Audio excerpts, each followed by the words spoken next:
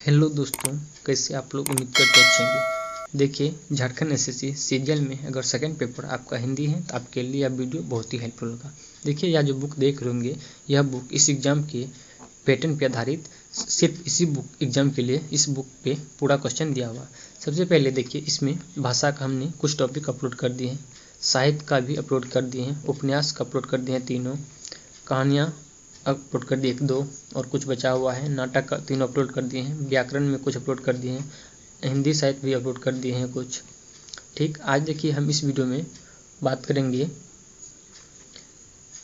नाटक के बारे में, उपन्यास नहीं, साहित्य के बारे में देखेंगे। ठीक, तो देख लीजिए, सबसे पहले क्या है, देखिए काव्य विधि देखेंगे। इसमें देखिए सबसे पहले भारतेंदु हरिश्चंद्र है, जयशंकर प्रसाद, इसी तरह महादेवी वर्मा, सूर्यकांत त्रिपाठी निराला, सूर्यदास, कबीरदास, सभी के बारे में अलग अलग टॉपिक दिया हुआ, उसके जीवनी के बारे में लिखा हुआ है और उससे रिलेटेड जितने भी हर एक टॉपिक में ऑब्जेक्टिव प्रश्न दिया हुआ है। हम सभी प्रश्न को बारी बारी से देखेंगे। सबसे पहले देखिए उसके जीवनी के बारे में देखेंगे, उसके बाद इससे रिलेटेड जितने भी ऑब्जेक्टिव प्रश्न इस चैप्टर से होंगे सभी प्रश्न को बारी से देखेंगे। तो देखिए, सबसे पहला दिया हुआ भारतेंदु हरिश्चंद्र, ये कहाँ रहने वाली थी? वाराणसी। इसका जन्म कब हुआ था? 1850 में और मृत्यु 1885 में हुआ था। अब इसके परिचय के बारे में देख लेते हैं। देखिए, इसका नाम क्या हो जाएगा? भारतेंदु हरिश्चंद्र है। इनके पिता का नाम क्या था? बापू गोपाल चंद्र गिरिधर दास है। इसका जन्म कब हुआ था? 1885 ईस्वी में काशी में, उत्तर प्रदेश में हुआ है। वहीं देखिए, शिक्षा की बात करें तो स्वाध्याय के माध्यम से विभिन्न भाषाओं का ज्ञान प्राप्त किया। इसका संपादन क्या था? कवि वचन, सुधा, हरिश्चंद्र मैगजीन, हरिश्चंद्र चंद्रिका हो जाएगा। अगला है, देखिए जो मेन पॉइंट है वही देख लेते हैं। उसका इसका देखिए मृत्यु हो गया है कब? मृत्यु हुआ है 1885 ईस्वी में। साहित्य में स्थान इसका क्या था? देखिए, हिंदी साहित्य में विकास में महत्वपूर्ण भूमिका, भारतेंदु को आधुनिक हिंदी के जनक के रूप में भी जाना जाता है। देखिए, अगर आपको इसका पूरा डिटेल से पढ़ना चाहते हैं तो हम पीडीएफ टेलीग्राम ग्रुप में पिन कर देंगे, आप वहां से इसको डाउनलोड करके पूरा पीडीएफ को पढ़ सकते हैं। अब हम डायरेक्ट ऑब्जेक्टिव प्रश्न पर आते हैं। देखिए, आप अगर ऑब्जेक्टिव प्रश्न को हल कर लेते हैं तो एग्जाम में क्वेश्चन बहुत ही कम छूटेगा। पहला क्वेश्चन है, देखिए भारतेंदु का जन्म कब हुआ है? 1850 ईस्वी में हुआ है। कहाँ पे? काशी, उत्तर प्रदेश में हुआ है। अगला प्रश्न है प्रश्न संख्या 2, भारतेंदु का जन्म कहाँ हुआ है? भारतेंदु का जन्म जो कहाँ हुआ है, ये हो जाएगा वाराणसी, यानी काशी पहले नाम था वही हो जाएगा Varanasi, Uttar Pradesh. Option number C हो जाएगा। अगला प्रश्न है प्रश्न संख्या 3, भारतेंदु की मृत्यु कब हुई है? भारतेंदु जो है इसका मृत्यु कब हुआ है? ये हो जाएगा 1885 ईस्वी में हुआ है। अगला प्रश्न है, आधुनिक हिंदी साहित्य के जनक कौन है? आधुनिक हिंदी साहित्य के जनक कौन है? ये हो जाएगा भारतेंदु हरिश्चंद्र हो जाएगा। देखिए, सभी क्वेश्चन बहुत ही एग्जाम की दृष्टि से महत्वपूर्ण है, तो वीडियो को लास्ट तक जरूर देखिए। अगर चैनल पर पहली बार आएंगे तो प्लीज़ चैनल को सब्सक्राइब जरूर कीजिएगा और लाइक कीजिएगा। अगला है, भारतेंदु ही किसके शौकीन थे? भारतेंदु जो है या किसके शौकीन थे? तो इसका आंसर हो जाएगा ऑप्शन नंबर ये, यानी किसी यात्रा के शौकीन थे।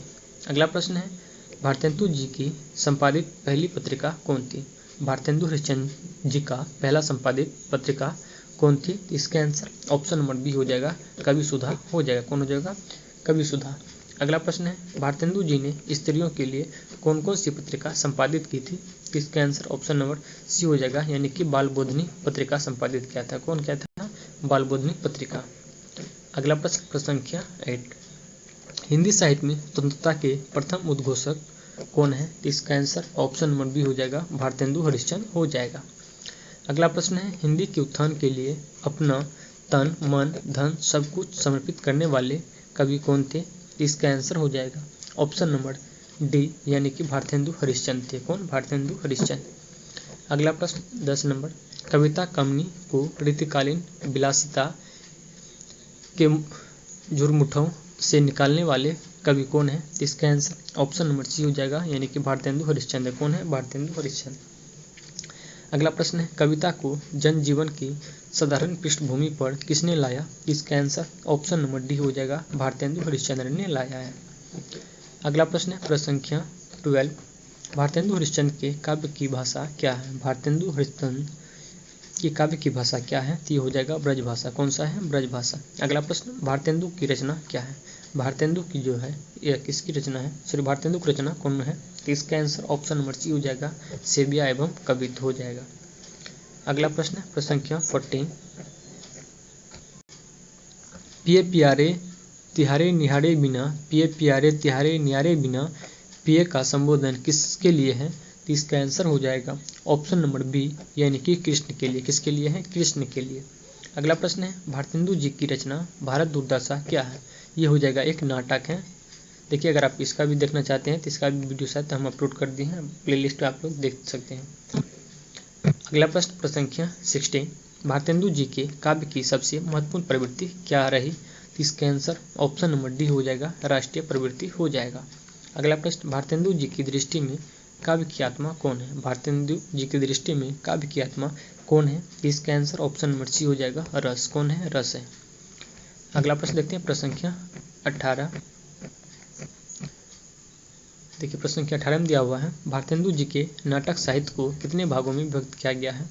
इसका आंसर ऑप्शन नंबर बी हो जाएगा, 3 भागों में। किस भागों में? 3 भागों में विभक्त किया गया है। अगला प्रश्न इसके नाटक साहित्य के भागों में विभक्त सही नाम को चुने। इसका आंसर ऑप्शन नंबर ए हो जाएगा, अनुदित, मौलिक और अपूर्ण हो जाएगा। अनुदित, मौलिक और अपूर्ण। अगला प्रश्न प्रश्न संख्या 20। इनके अधूरे अनुवाद को किस जोड़ी ने पूर्ण किया है? इसके जो अधूरे अनुवाद था उसको किसने पूर्ण किया है? तो इसका आंसर ऑप्शन नंबर सी हो जाएगा, यानी कि रामाशंकर व्यास और राधा कृष्ण दास ने पूरा किया है। अगला प्रश्न भारतेंदु जी के कितने भाषा के जानकार थे? भारतेंदु जी कितने भाषा के जानकार थे? तो ये हो जाएगा टोटल 11 भाषा के जानकार थे। अगला प्रश्न है प्रश्न संख्या 22। भारतेंदु जी का विवाह कितने वर्षों की उम्र में हुआ है? यानी हुआ था? तो इसका आंसर हो जाएगा ऑप्शन नंबर सी, 13 वर्ष के विवाह में ही उसका विवाह हो गया था। अगला प्रश्न हिंदी गद्य विद्या का स्वरूप निर्धारण किसने किया? इसका आंसर हो जाएगा ऑप्शन नंबर डी, यानी कि भारतेंदु हरिश्चंद्र। किसने? भारतेंदु हरिश्चंद्र। अगला प्रश्न है भारतेंदु जी ने किस भाषा को अपनाने की स्वीकृति दी? तो इसका आंसर ऑप्शन नंबर सी हो जाएगा, यानी कि व्यवहारिक भाषा को अपनाने की स्वीकृति दी। अगला है भारतेंदु हरिश्चंद्र की धारण के मुताबिक कब हिंदी नई चाल में ढली?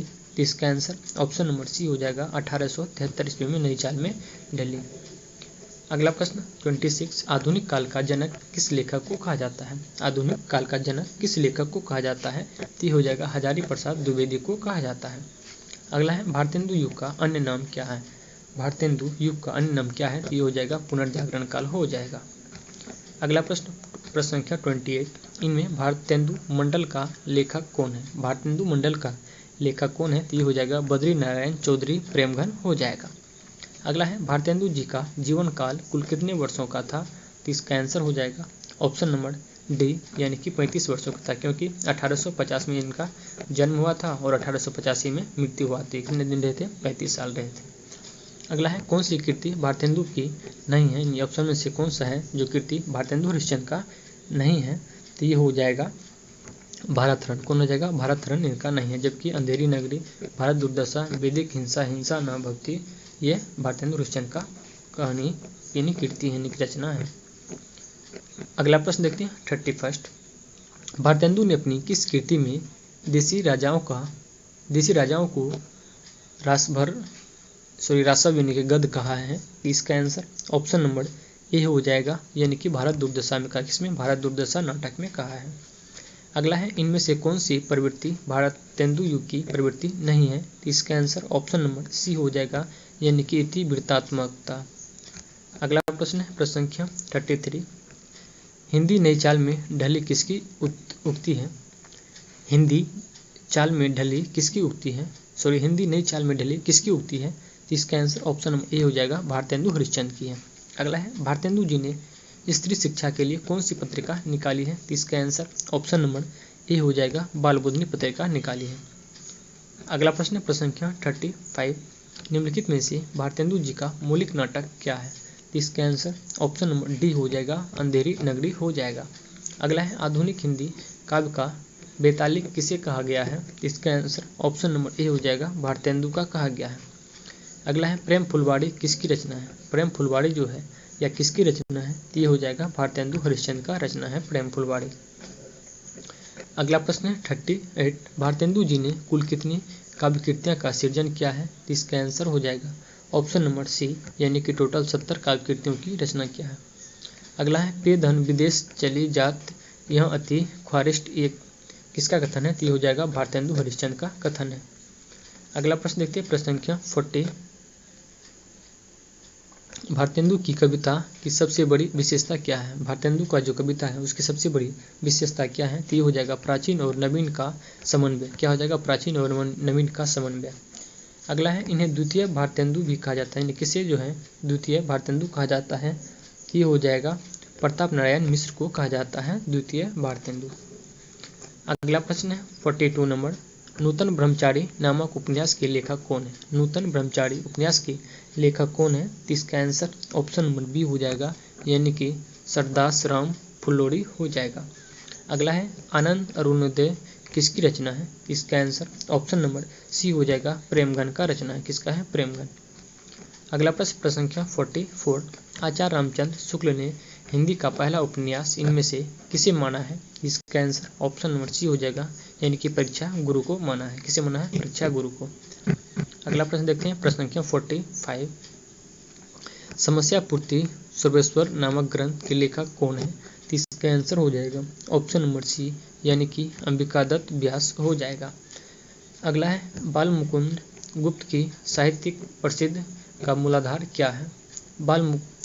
बाबू बाल मुकुंद गुप्त की साहित्यिक प्रसिद्ध का मूलाधार क्या है? तो ये हो जाएगा ऑप्शन नंबर डी इसका आंसर, यानी कि शिव शंभू का चिट्ठा हो जाएगा। क्या हो जाएगा? शिव शंभू का चिट्ठा।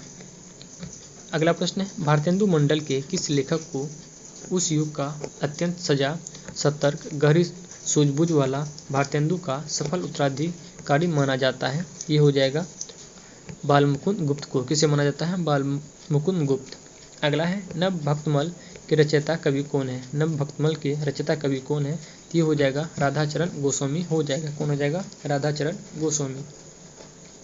अगला प्रश्न है चपो निरंतर एक जवान हिंदू हिंदुस्तान किसकी उक्ति है? तो इसका आंसर ऑप्शन नंबर बी हो जाएगा, यानी कि प्रताप नारायण मिश्र का ये उक्ति है। अगला है डैश धन भारत भूमि सब रतनीन की उपजवनी है। तो इसका आंसर हो जाएगा ऑप्शन नंबर ए, यानी कि बद्री नारायण चौधरी प्रेमगन हो जाएगा। अगला प्रश्न संख्या 51 डैश यानी कि इमारो उत्तम भारत देश किसकी उत्तर है? डैश इमारो उत्तम भारत देश किसकी उत्तर है? इसका आंसर ऑप्शन नंबर ए हो जाएगा, यानी कि राधाचरण गोस्वामी का है। आज की वीडियो का लास्ट प्रश्न है प्रेम संपत्ति लाश किसकी रचना है? प्रेम संपत्ति लाश जो है या किसकी रचना है? तो ये हो जाएगा जामोहन सिंह का। किसका हो जाएगा? जामोहन सिंह का हो जाएगा। देखिए इसी तरह हम सभी टॉपिक इस बुक का कंप्लीट करा देंगे। अगर आप चैनल पे पहली बार आएंगे तो प्लीज़ चैनल को सब्सक्राइब कर लीजिएगा और वीडियो को लाइक जरूर कीजिएगा। इसके बाद मिलते हैं अगली वीडियो में, तब तक के लिए धन्यवाद।